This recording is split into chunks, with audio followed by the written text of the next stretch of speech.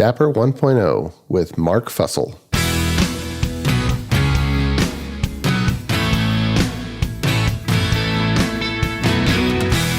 The Azure DevOps Podcast is a show for developers and DevOps professionals shipping software using Microsoft technologies. Each show brings you hard-hitting interviews with industry experts, innovating better methods, and sharing success stories. Listen on to learn how to increase quality, ship quickly, and operate well.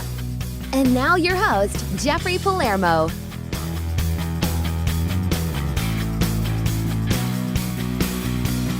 Welcome to the show. I'm Jeffrey Palermo, your host for helping you and your teams move fast, deliver quality, and run your software with confidence in Azure, all while using what the .NET ecosystem has to offer. Just recently, I gave a presentation to the St. Louis .NET meetup. Lots of fun there. And if you run a .NET or Azure-related user group, I'd love to give a presentation for you. Now, our top sponsor, ClearMeasure, makes this podcast happen. They are a software architecture company that empowers .NET teams to be self-sufficient and able to deliver world-class results. And so if we can help, please get in touch. And also be sure to check out the new video show, Architect Tips. And we do have a fantastic show today on the 1.0 release of Dapr, so let's get to it. Well, we have a fantastic repeat guest today on the show. Mark Fussell works on the Azure Incubations Team and is the product manager for Dapr, the Distributed Application Runtime. You can find him on Twitter at twitter.com/mfussell, MFUSSELL. Mark, welcome back to the show. How are you, sir? I'm doing very well, thank you. And thank you for having me back again. It's a pleasure to be here. Absolutely. Yeah. Pleasure's all mine. It's been over a year, and I think there's been a ton of stuff that's happened in the distributed applications time, and Azure's been trucking along. But before we kind of jump in, for the repeat listeners that heard your previous episode, but for those who are just getting to know you, would you mind just giving the rundown of what's new at Microsoft and how you ended up on this team and what this team does? Oh, yeah. Well, let's talk about that. Yeah. Well, we've done a number of projects at Microsoft where we try to kind of differentiate things that are happening inside the industry. And one of those has been Dapr, for example, where we wanted to sort of shift the whole approach to how you build distributed applications. And so we created this team in Azure called the Azure Incubations Team. And the goal of this team is to try to push a little bit more risky projects, help out some of the other product teams in areas that they may not have the necessary resources to, and come up with some new ideas like Dapr is one of those. And we've been pushing out a few other ones. In fact, CADA, if people are familiar with that, which stands for Kubernetes Event-Driven Architecture, is one way you can auto-scale Kubernetes, is another one that came out of our team. So that's what we do in our team. And if you've got some great ideas, we're happy to jump on them. Awesome. And let's give an overview of Dapr, because it's been around for a couple of years now from the very start. But what's the state of Dapr now? Because people say, wait a minute, I've never heard of that. Should I be using that now? What is this? Yeah, well, this is so that's a great question. So Dapr was first released back in October of 2019. And that's when we literally first came up with this idea. And the whole idea of Dapr is to make it you, as a developer, easier to build these distributed applications. What we were seeing is that, there are many developers who are sort of comfortable with the web database paradigm, but building these resilient distributed applications where you have to run on platforms like Kubernetes and Docker Swarm and these other ones where you're dealing with often deploying containerized applications across multiple machines was very, very, very hard. And so the goal of Dapr is to make it easy for you to do all those things that you need to build these sort of service-like applications or these cloud-native applications. So it does things, for example, if you want to call between two services, it'll discover where the other service is running inside your environment and marshal a call between them all. And we call it service-to-service invocation. So if you want to call from service A to service B, it'll do that for you. And there's many of these other what we call building blocks. So effectively, we took all the good experience we'd had at Microsoft, where we'd built many of these services, and all the experience we'd had when talking to hundreds and hundreds of customers building these cloud-native applications. And we turned it in and codified it into these building blocks. We call them the Dapr building blocks, which you can access over HTTP and gRPC APIs. And now developers can simply use these and accelerate their application development so that they can focus on the business logic and not on the distributed application logic. And a great thing, actually, that the big news for us is that on the 17th of February, which was last week, we released Dapr as a 1.0. And that's kind of the huge news for us. Yeah, that is huge, because there's one thing about being a beta project or a preview, and then when something goes 1.0, kind of Microsoft is saying, hey, look, we're going to support this for, it's no longer an experiment that we may say, oh, never mind, it was just an experiment.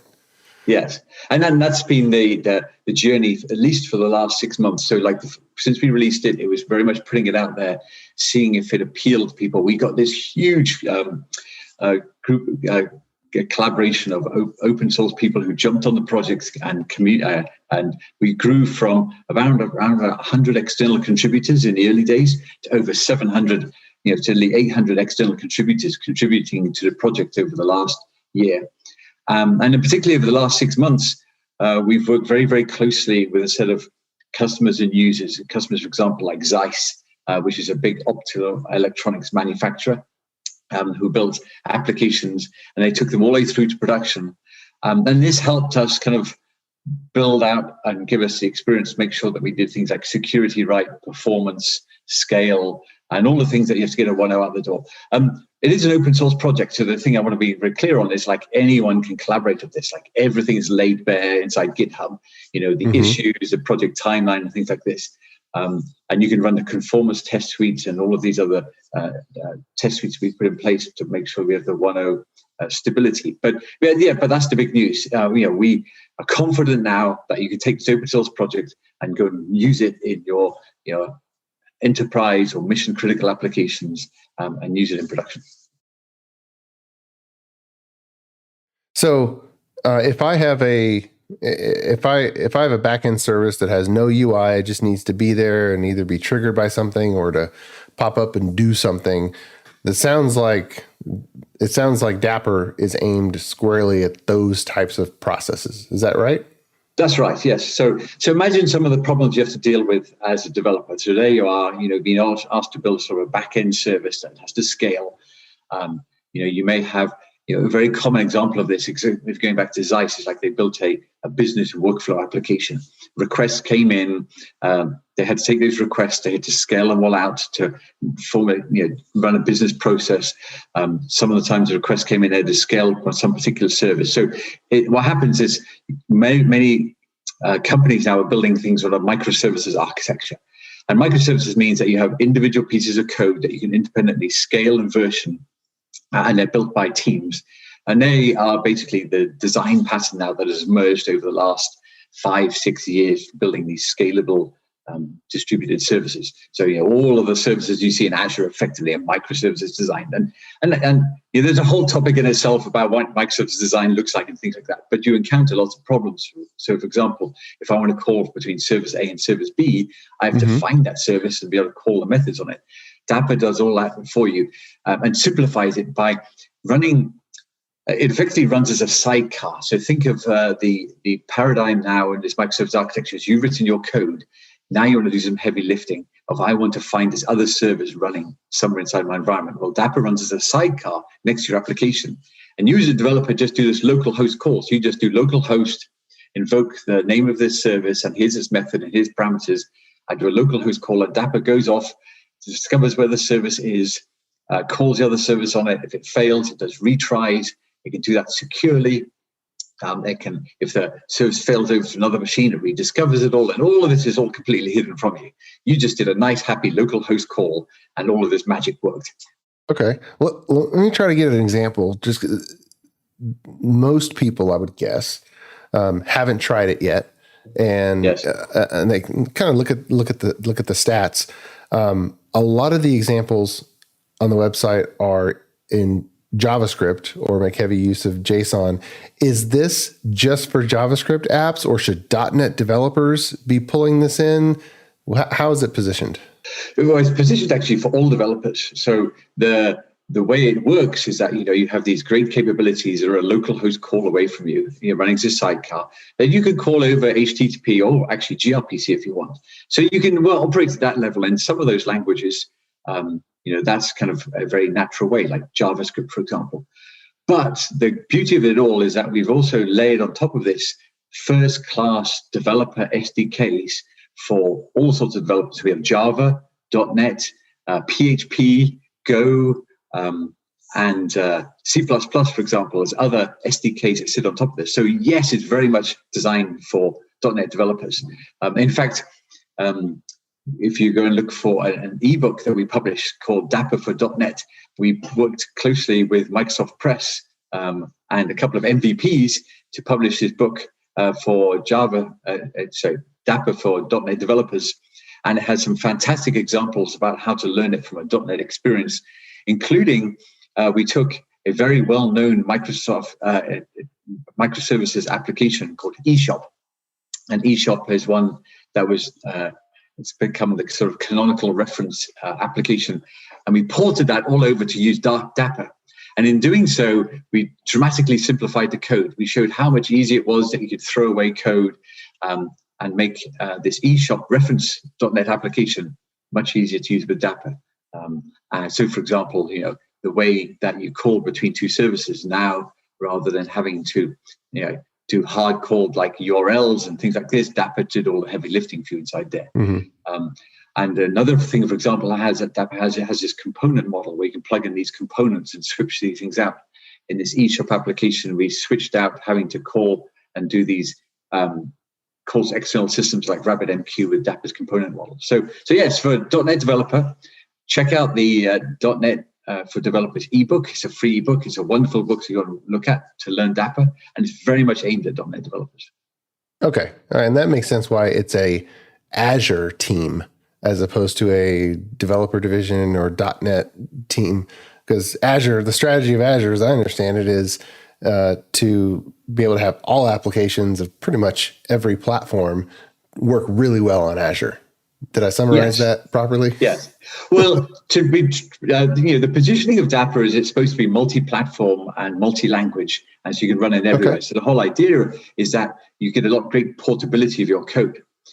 So by taking advantage of these building blocks, which are sort of standardized building blocks you find in industry, you can actually build an application that can run on Azure on top of a platform like Kubernetes and move that over to, say, a Kubernetes infrastructure, either running on your edge devices or, say you're running it on premises, I should say, or actually even running in another cloud.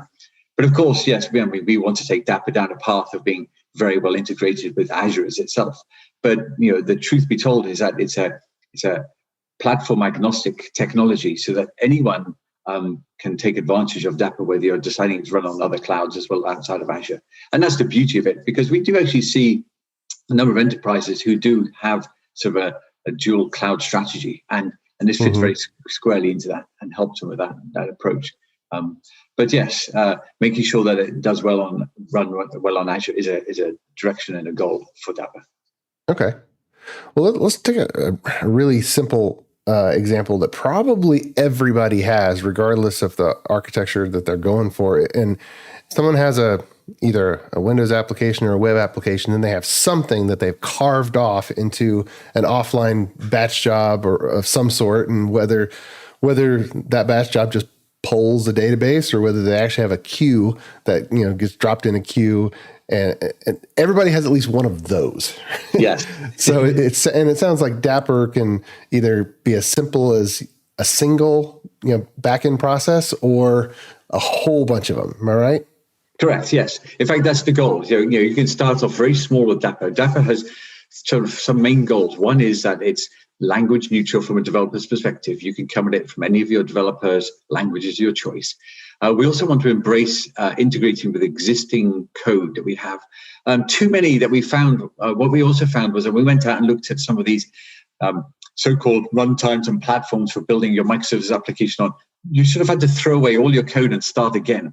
With Dapr, that's not the case. You can come along and say, launch it as this sidecar process that runs next to your existing application, provide capabilities. So, for example, one of its capabilities it provides is this thing called state management, where you can store some state inside a database. And it's very straightforward. It stores this as key value pairs.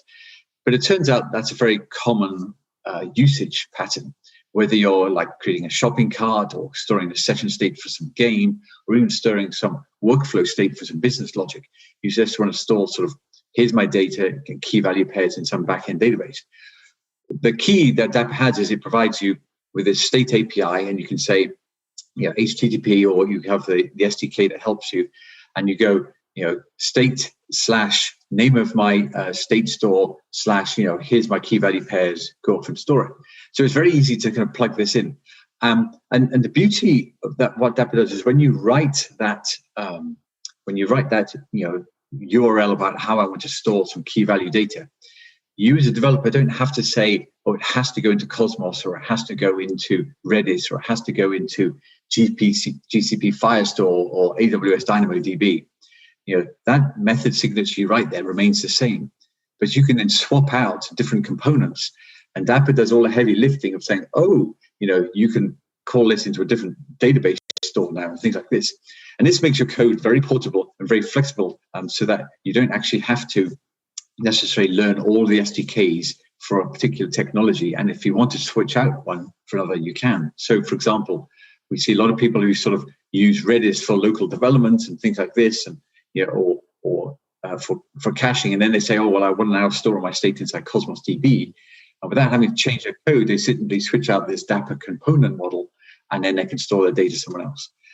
So, going back to your experience of I have a job that's running, I'm storing some state inside some database. Yes, Dapr has a sort of state store building block that allows you to store some state inside there. It also has this concept of sort of bindings and triggers. So if you have a message that comes inside a queue, like inside Event Hub, you can say, trigger my piece of code, and here's the component that integrates with that external thing, whether that's RabbitMQ or Event Hub. So your code that gets triggered doesn't change, but you can say, I want it to be triggered from Event Hub, or I want it to be triggered from RabbitMQ, or actually many other different components that are added in. So, for example, other queuing technologies like Kafka can trigger your event, or even like a Twitter event coming in, or even a Twilio event. So these are called bindings in the Dapr world. So these bindings, and if you're familiar with functions, they're like functions bindings. We basically sort of copied that functions binding. Copied Azure Functions. Yes, allows you to trigger your code. And that's great, because now you can write this code, be it triggered, and plug in these different components for how it gets triggered, and build sort of an event-driven triggered mechanism with some state storage, which is a very common mechanism. Yes. Yeah. Well, a couple episodes ago, we talked and did a deep dive on microservices, and the state management was one of the big things we dove in deep, because a lot of people are they're going after microservices and they're breaking things down, but then they don't break up their data stores, and they're not explicit about which applications are systems of record, and then which applications are just processors that have state that once all the work is done, the state's no longer needed. Yes. It's just transient. Yes. Yes. In fact, it's a very common design pattern in Microsoft as well. You have these what are called stateless and stateful types of services. And the ones that are stateful, you want to be long running and resilient. So if it fails over and restarts on another machine, the state is recovered. And Dapr helps you with that. In that you have a failover, it can start up with a process on the machine, recover the state, and carry on from where it's left off. As opposed to stateless ones where you have it's everything held in memory, it fails over, restarts another machine, and you lost everything, and it just restarts the counter again, or the workflow, whatever you're doing. And getting that separation right, and making sure that the state doesn't get all bundled into one large database is usually sort of some key design patterns. And Dapr helps you take you down this direction. That's one of its goals, is like it gives you these best practices. Because what we find is there was too many people reading about things. That like Microsoft has this wonderful, wonderful documentation on the Azure Architecture Center. It talks about cloud design patterns.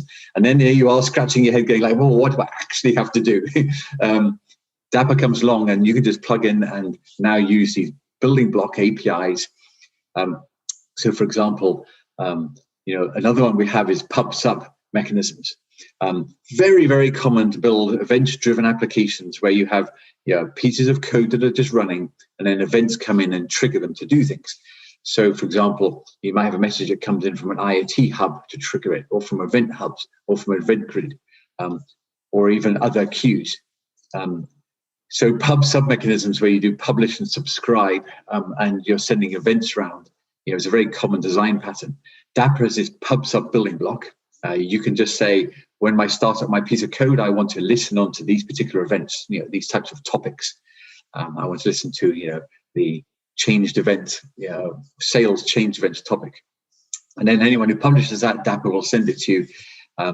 And this pub-sub mechanism is all built into Dapr. You can plug in different backend pub-sub store messaging mechanisms. If you want to plug in ServiceBus, or if you want to plug in Event Hub, you can do all of that. There's different choices. And then you just write your code and it becomes portable. So pub-sub mechanisms become very, very easy, and inside Dapr as one of its building blocks, for example. And it's got automatic retries and dead letter queues. Yes, it does have retries. Yes, it has automatic retries built in. It has dead letter queues. You do get the goal of Dapr, though. One of the things that you'll find is that as more and more of these pub-sub mechanisms, some of them have very specialized, particular features inside them all. And so Dapr still is an abstraction over a lot of the generality in the example of pub-sub, in that it does retries, it does guaranteed at least once delivery, and these things. But it doesn't provide every single capability, of course, from every component. Now, the components you plug in, you can surface up those things if you want to. But there are times when maybe if you really have to specialize in a particular technology, Dapr's general API for pub-sub may not fit. But so far, we haven't found that to be the case as much as we thought it would be. And generally, we find that 80-90% of the scenarios are fully covered with pub-sub. And that's the thing, like that. And we can tune that more. Many thanks to our podcast sponsor, ClearMeasure.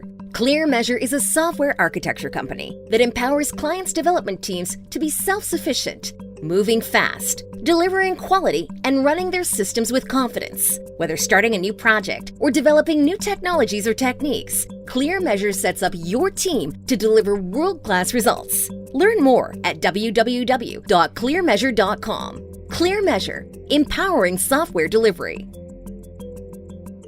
Well, I'm thinking of just for the longest time, even though Azure Queues and Azure Service Bus have had an API and you can go directly against those, that libraries like MassTransit and NServiceBus have had huge adoption just for the simplification of a few of the building blocks you've mentioned, like publish and subscribe and state management with NServiceBus's sagas.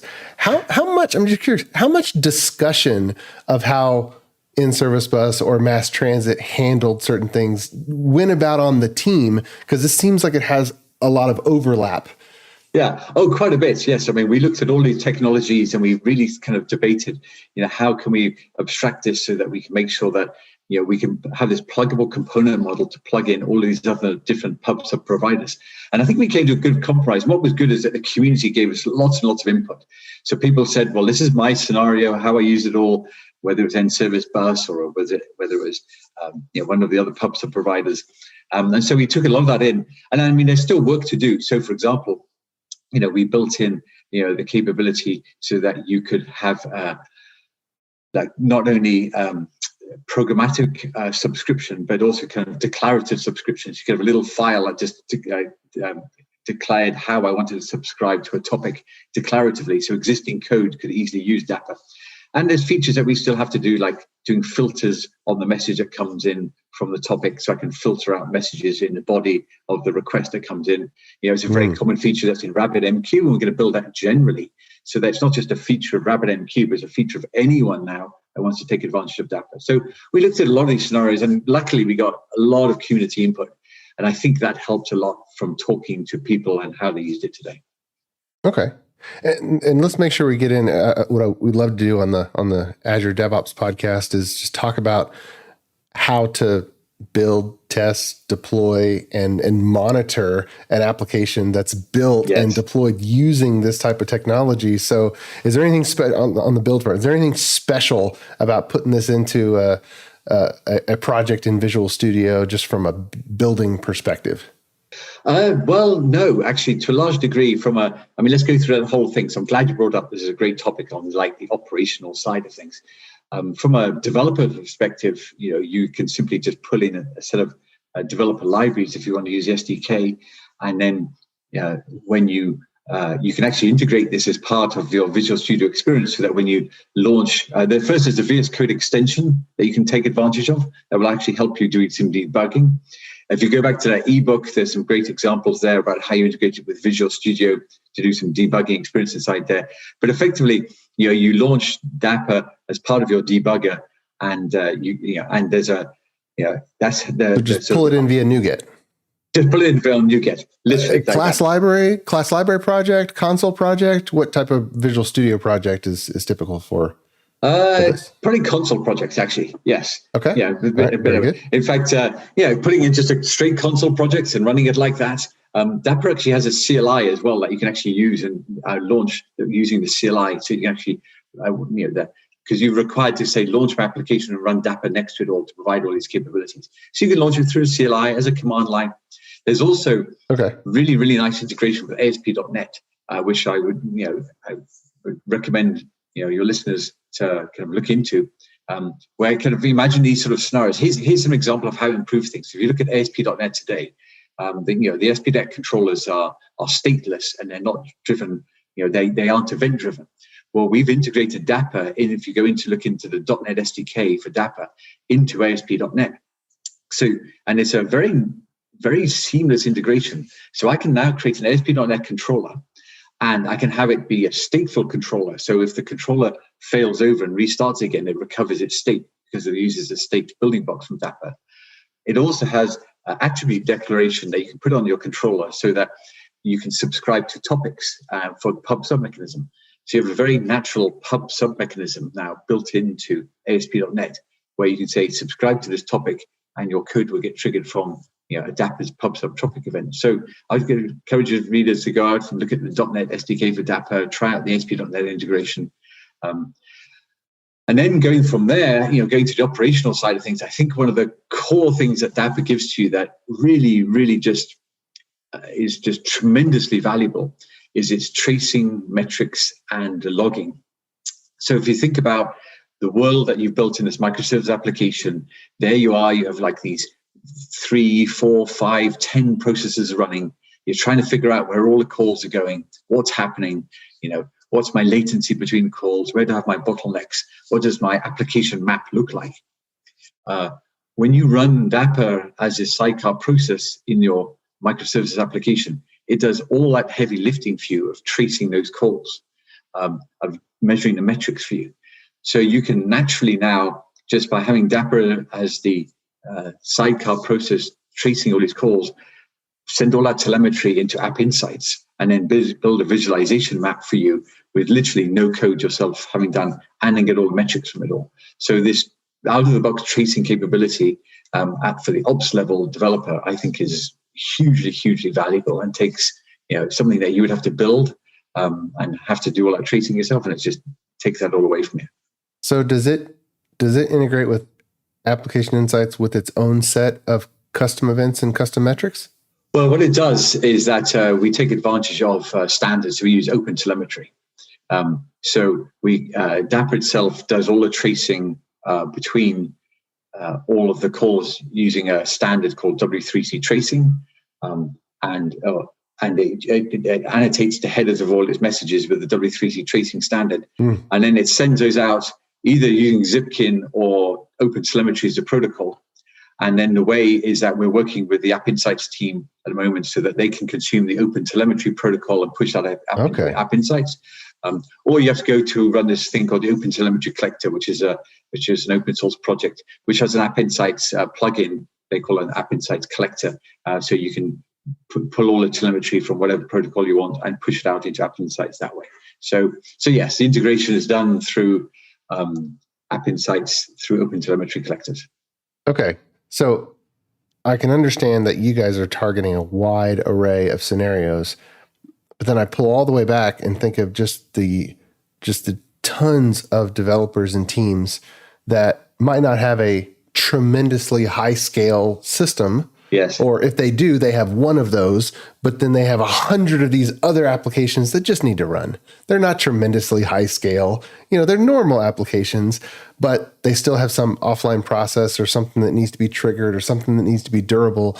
And with, you said deploying with ASP.NET, it just dive into that a little. Does that mean that with Dapr, we'd no longer have to deploy an actual second process, whether it be Windows Service, Azure Function, or a container, and that we can just bundle that in with a regular maybe app service web application deployment? Yeah, well, yes, you can do that. I mean, the whole goal of Dapr, as I referred to earlier, is having this sort of additional sidecar process that runs next to your application, does all offloading of these very common distributed systems problems, like being triggered by an external system or PubSub.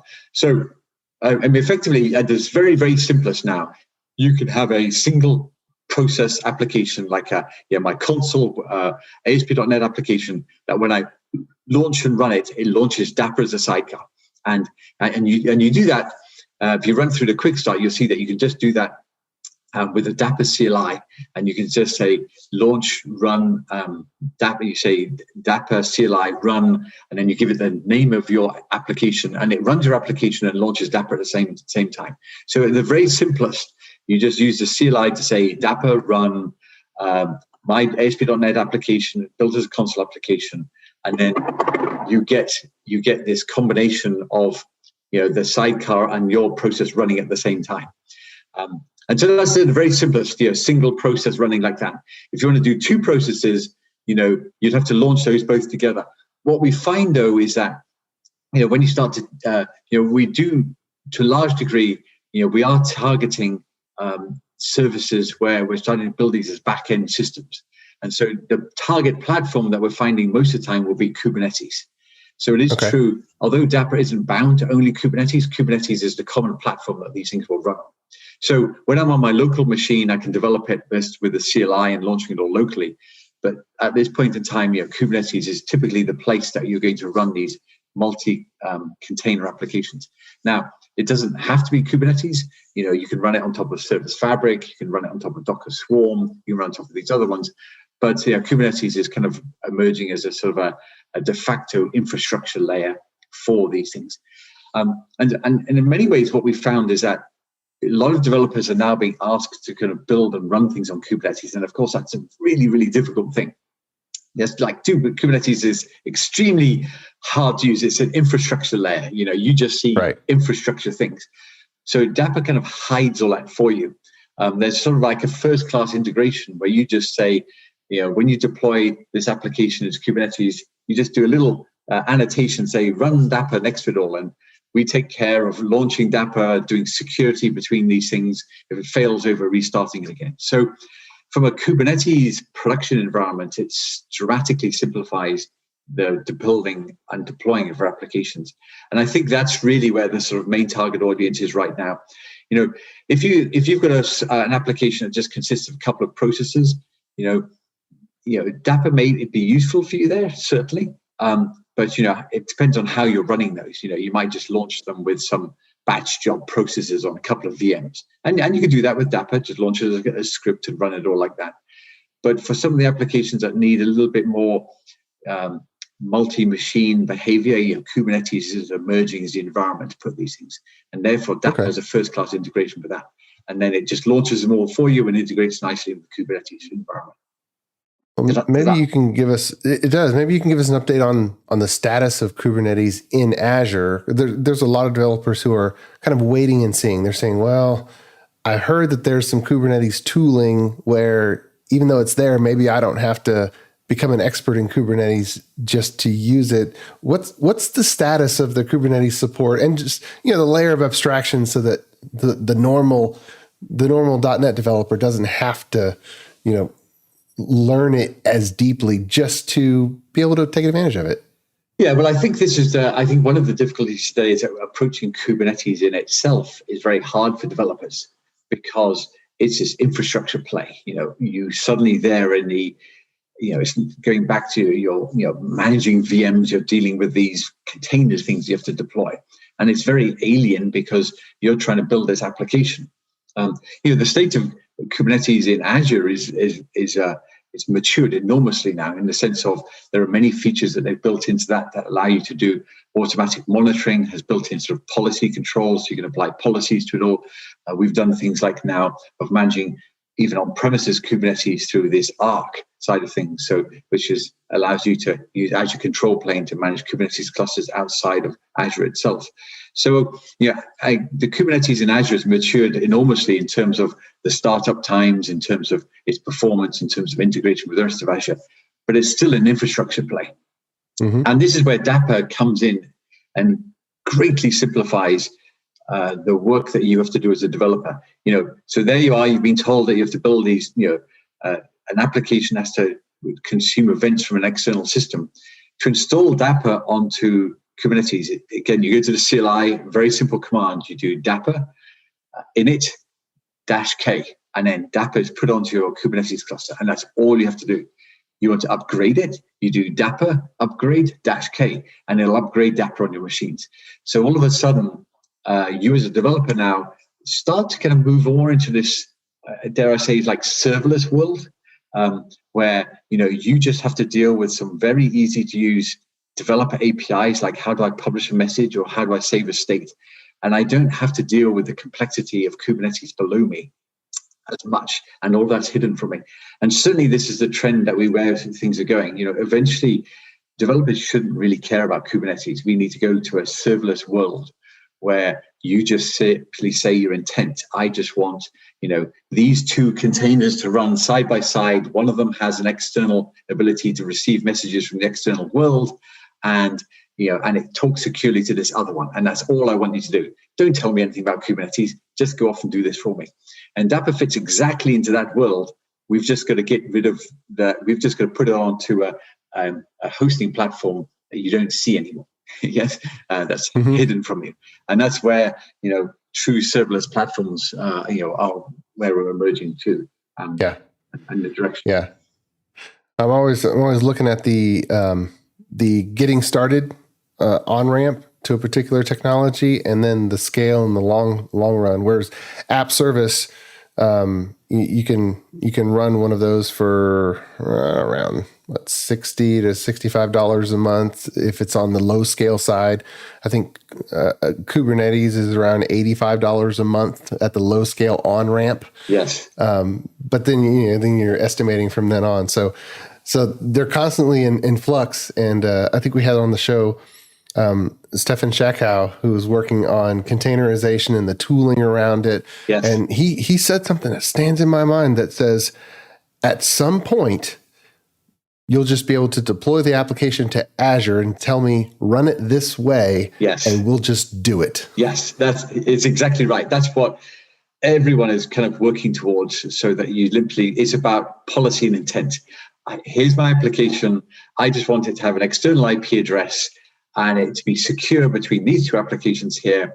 And if more than X number of requests come in this time frame, make it scale up. And you say your intent. And then Azure does all that for you. Azure sets up the ingress proxies. Azure sets up the load balancing for it. Azure sets up the auto-scaling policy. Azure sets up the security between your applications and does the automatic certificate rollover. You don't have to think about any of this stuff today, which is all ops stuff.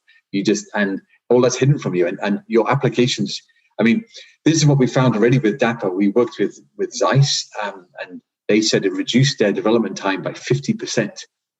Because they didn't have to deal with so much of the infrastructure. As we get towards the serverless world, we want you to build applications that are secure, can auto-scale, can set up ingress policies by just a declaration, and you can get your business applications up much, much faster. And Dapr takes you down that path at the developer level first. We've just got to do the rest of that with an infrastructure piece that kind of helps you scale it out for more. And I think that, as we look towards later in this year, you should kind of get excited from what's coming inside Azure. Nice. All right. Well, you piqued our attention. We'll have to dig in more into that. All right. Well, hey, thanks so much for coming on the show. I appreciate it. This is a lot of good information and a good update on Dapr. Man, 1.0, that means that everybody should go and at least do some test applications to see if this is a good fit for their scenario. Yeah, I would say just literally go to dapr.io or go to the GitHub/Dapr. Go to the Getting Started guide there.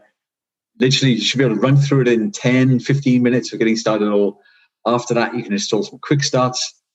Yes, the quick starts themselves are all in Node and JavaScript. But then just jump out into the .NET SDK, try out some of the samples inside there as well, which are also quick start like. Get a feel of what it's all like. I think that you'll see a lot of this. You need these sort of technologies like Dapr to help you build these applications. So yeah, trying it out and understanding what's happening is certainly the future direction where developers should be able to explore and start exploring these sort of trends in the microservices development that we're doing. Awesome. All right. Well, Mark, thank you so much for coming back on the show and giving us this update. I appreciate it. I love it. Thank you for having me. It's been really good chatting with you, and hopefully you have great appreciation of where microservices, .NET development, Dapr is going. Absolutely. All right. And until next time, keep shipping. You've been listening to the Azure DevOps Podcast, a show for developers and DevOps professionals shipping software using Microsoft technologies. Go to www.azuredevops.show for show notes and other episodes. On behalf of your host, Jeffrey Palermo, and our sponsors, thanks for listening, and may God bless you.